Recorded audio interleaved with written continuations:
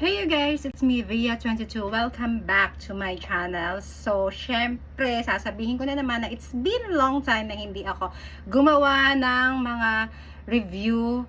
So, again, because of sobrang hype, sikat nitong mga peptides. So, ayan, i-review ko siya. So, look what I've got. Ayan. It's one box of tirzepatide. So, makukuha mo siya na ganyan, isang box na siya, not too much na malaki. So, may mga guidance na dito, and then alcohol pad, then may mga syringe, insulin syringe, yan. So, kumpleto na yung mga syringe kasi, and eto ang ating tirzepatide. So, i-open natin, nakasealed pa yan. So, sobrang hype. Syempre, para saan nga ba ang tirzepatide? Number one, if you are suffering in pre-diabetic, then this one is for you. So, kung hindi naman gusto mo rin pumayat, then ito rin ay para sa'yo. So, ito ang tirzepatide 15 mg. So, pag malapit, medyo malabo. Yan, 15 mg. And then, there would be like back water. So, yan ang magkakasama sa isang box. So, ito is titimplahin mo, then inject it to yourself. So, siguro kung aware na kayo sa mga black apps, syempre nakikita nyo yung tirzepatide dyan. Yan yon. So, syempre, dahil sa pre-diabetic ako, I think I already mentioned it before a long time ago rin dito. So, ayan, bumili ako nito. It's actually my second box sa supplier ko. So, ayun nga. Ano nga ba yung mga na-experience ko dito? Pumayat nga ba ako? Bumababa nga ba yung sugar ko? Yan yung mga pag-uusapan natin regarding this tirzepatide. So, ang 15 mg guys, if you order, it will last if you are 2.5 mg na tinuturok mo sa tiyan mo or ano, maglalas siya ng 6 weeks. So, more than 1 month. But, if you are in 5 mg, usually, nasa 3rd or 4th week ka na ng inject, that's the time ka mag-a-up dose, yung magtataas ng ano mo. So, magpa 5 mg ka lagi. So, siguro, ang 15 mg is 3 weeks lang. So, meron sila ng 30 mg, that would be like 6 weeks. So, syempre, if you are interested, of course, you can DM me, send a message here, or you can check my Facebook of Viatand. Yeah, yan. So, if you are outside of the country, let's see kung gusto mo. So, ano nga ba, syempre muna yung mga naging effect sa akin nito. So, dahil ito yung second vial ko, so, nasa 4th week ako, almost 1 month. Ngayong September 1, nasa 1 month na ako. So, nung August 1 ako nag-start, doon every Friday ako nagtuturok. So, from 2.5 naging 5 mg na ako in my 3rd week, I think. And then, ito na nga, bumili na ako. So, ano nga ba? Actually, sa akin, ang dami nagsasabi, naduduwal, nahihilo, masakit yung mga muscle. Sa akin, as in wala. Hindi ko alam kung slow responder ako or dahil hindi ko alam, hindi siya nag-react sa akin.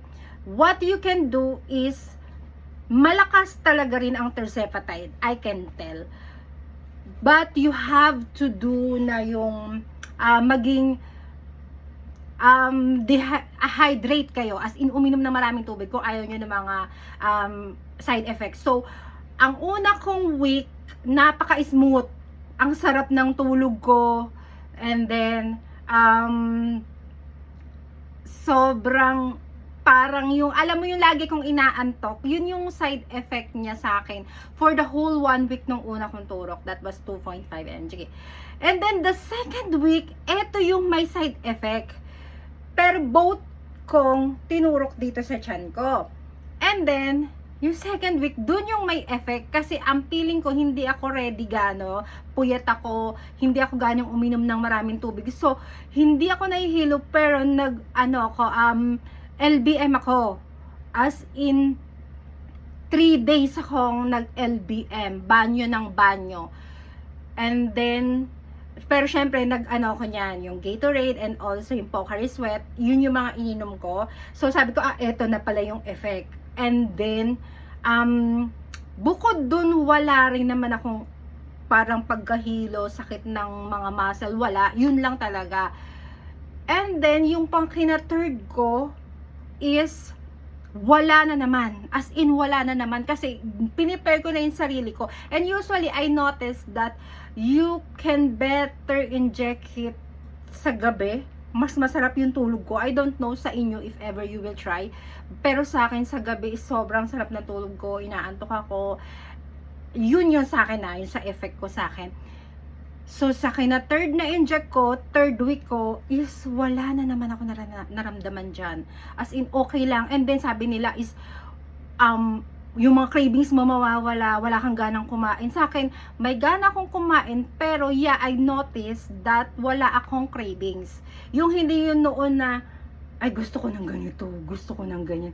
Walang ganon, walang food noise. By the way, my starting kg, when I start this one, is 66. Actually, before this one, nanggaling ako sa calorie deficit ng 1 year. And the problem with calorie deficit, hindi ko rin siya napaghandaan ng buong matagal. Naka 1 year lang ako, and then the food noise was there, the craving was there after 1 year. So, nangyari, parang grabe yung food noise ko, guys, nung naka 1 year na ako sa and then I lost 8 kilo from 72.5, na-reach ko yung 74 or 73, I forget, pero basta nag-loss ako ng 8 kilo sa calorie deficit. And then when I'm in here na 63 ako, so I feel good kasi yung target ko is 60 lang naman, or kahit 58 but not 55. So, ang target ko is 60. I could not reach na yan sa calorie deficit. Hindi ko na talaga kaya. I tried really my best. The food noise was there. The cravings was there. After 1 year, lagi ko naiisip, oh my God, ito, grabe yung pagtitiis ko, pakilo-kilo ng pagkain. So, yun ang nangyari. And to be surprised of you guys, hindi ako pumayat. The good thing in Terzepatide is, I eat a lot. I eat everything I want. May food noise, wala siyang food noise, pero wala rin cravings, pero kumakain ako. And then, napansin ko na hindi ako tumaas. Hindi tumaas yung timbang ko, though kumakain ako. But if you make it combination, I think like you still, counting your calories, yan yung bumabagsak yung timbang ng iba. So, sa 4th week ko, since this is my kahapon ako nag 4th inject, so okay na okay din ako, guys. Ang nangyayari lang is sobrang red nung pinagturukan. And what I did was, yung first and second kong inject was in my tummy, then the third is in my arms, and then the fourth is in my thigh. So, medyo red yung area niya, but it's tolerable. Okay lang siya, hindi siya masakit. And then, I'm thinking to make it this one until 2 months. Let's see. I'm planning to, to transfer from Terzepatide to Retatrutide. Hindi ka lang kung tama yung pagkakabanggit ko. So, let's see. But, I'm really positive on this one. Like, it didn't, na talaga, yung tumaas yung timba ko, hindi tumaas. Pero, I eat cakes, I eat a lot. Kasi hindi ako nagki-cravings, basta parang iniisip ko, sabi nila, is, walang gana. Ako may kagana ako, kumakain ako ng rice, everything really, I'm not counting my calories. But it didn't use to upgrade nga. Hindi nadagdagan yung bilang ko sa timbang. Though hindi ako bumaba. siguro kung bumaba man ako na as in inotice ko, baka mga isang guhit lang. But that is the good thing talaga starting sa Tirzepatide. So I will give this one at least 2 to 3 months kung makakapag-loss ako. I'm now in my 67 kilo. Sorry, 66. So, ang target ko lang naman is 60. Like, 6 kilo less. So, napakadali lang nun. Sobrang bilis. Pero, yeah, dumating ako sa point na talagang grabe yung food noise ko. So, let's see sa Tirzepatide. This is my second bottle na order. So, everyone na grabing dami. Even sa ibang bansa, grabe yung ano nito. Anyway, ang Tirzepatide pala is parang yung mura siyang version ng Mounjaro. So, yan yon. Ang Mounjaro is parang branded and this one is not branded, na yung Tirzepatide. So, syempre, beware din sa mga kinukuhaan nyo guys ng mga ganito because you will inject it to yourself. And for me, hindi ko masasabi na hindi to original eh. Kasi I experienced it in the same bottle, yung talagang nag-LBM ako. And hindi naman ako nagkasakit hindi sumakit yung ulo ko, pero yung mapaitim panlasa ko na in a way na nung may 3 days ako na LVM, wala talaga rin akong gana kumain, as in grabe talaga yun. Grabe yung nangyari na yun na sabi ko, ito. So you better use to be prepared pag kayong shot day nyo na yung mag-i-inject kayo. So 30 minutes, sobrang daming tubig, not naman in a way na malulunod kayo. Maraming water kayong inamin yan. So make sure na hydrate kayo. And then yung food nyo sa tiyan nyo is yung light meal lang, like a small piece of bread, mga ganyan, or gulay na yung hindi kayo full. So yan yung mga perfect and best timing. Though I tried also to inject myself like morning, but for me the perfect was the evening. Masarap yung tulog ko, sobrang sarap.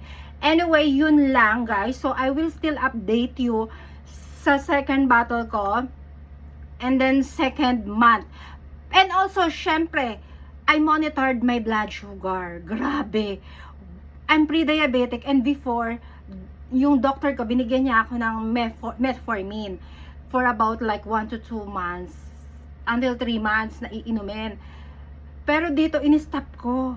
So, since makaka 1 month na ako, ay grabe, baba lang ng ng sugar ko without any medicine na iniinom for sugar. Laging 88, mataas na yung 94. So, grabing gumanda yung ng sugar ko dito. I don't know sa cholesterol, so I'm planning to do the medical na ulit. Blood this September, mga second week, para talagang matest ko rin yung nangyari sa katawan ko dito sa Tirzepatide. So, I'm positive with this. About sa sugar, it helps me a lot. And then, yung sa loss, medyo hindi ko pa siya, pero it's too early. So I can say na maganda talaga to. So I will update you guys next week or after 2 weeks. Let's see kung ano pa ang mga nangyari, kung bababa ko or what. Yun lang guys. Yun. So thank you, see you then, bye bye.